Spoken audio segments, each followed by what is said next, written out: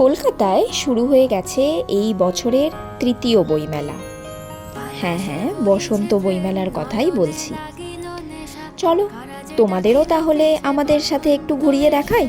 Publishers and booksellers guild আয়োজিত এই বইমেলা শুরু হয়ে গেছে গত 9ই মার্চ থেকে এবং চলবে আগামী 17ই মার্চ পর্যন্ত।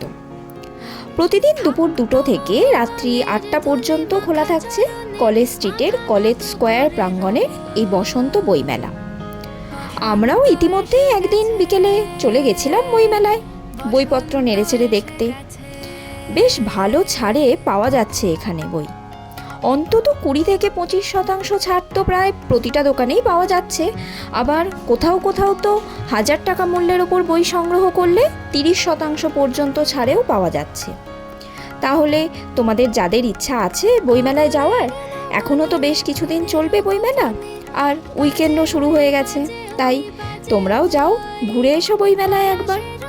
আর আমরা কি বই কিনলাম সেগুলো আর এই ভিডিওতে দেখাচ্ছি না, পরে একটা ভিডিওতে অবশ্যই তোমাদের দেখাবো। আর যারা যারা আগেই বইমেলায় ঘুরে এসেছো আমাদের জানাও কি বই কিনলে তোমরা। আর আমাদের এই ভিডিওটা যদি তোমাদের ভালো লাগে তাহলে সাবস্ক্রাইব করে দিও আমাদের ইউটিউব চ্যানেল বুক গেজিং, শব্দের পাতায় দৃষ্টির বিশ্রাম। ধন্যবাদ।